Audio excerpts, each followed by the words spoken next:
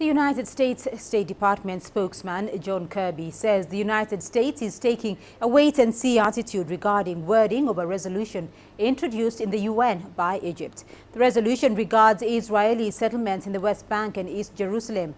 Kirby, though would not say how the U.S. would have voted on the resolution had it come before the UN Security Council.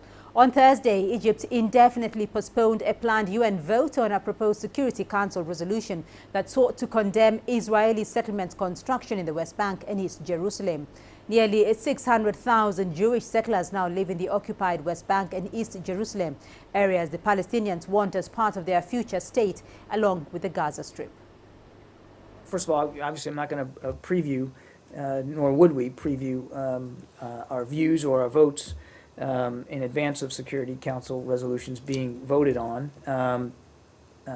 So what we've continued to try to do is work towards seeing a viable two-state solution realized.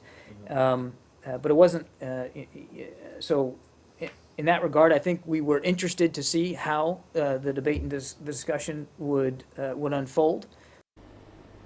Let's discuss this further now, and I'm joined by Yasser Hakim. He's live in Cairo for us. Yasser, have the Egyptian authorities, though, issued an official statement as to why they took the resolution off the table?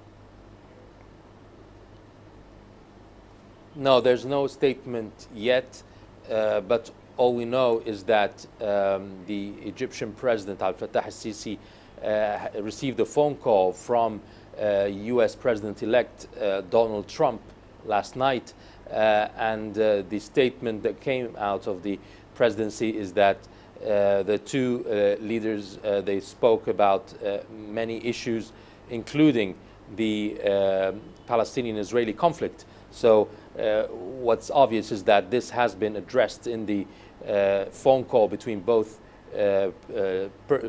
leaders, and at this point it was the first time that Trump would call Sisi since he was elected. So obviously this was the main issue of the talks. What happened between them, which led to the postponement of the resolution, vote on the resolution, is unknown.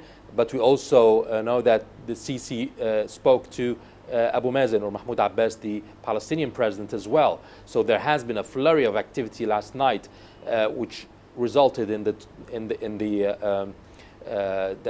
resolution being suspended indefinitely. Whether there's a rewording that will take place or it's just indefinite for now is still unknown.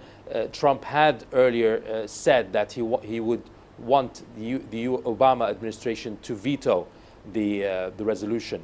He specifically said so. Whether Obama would have, the U.S. president would have vetoed or not, we don't know.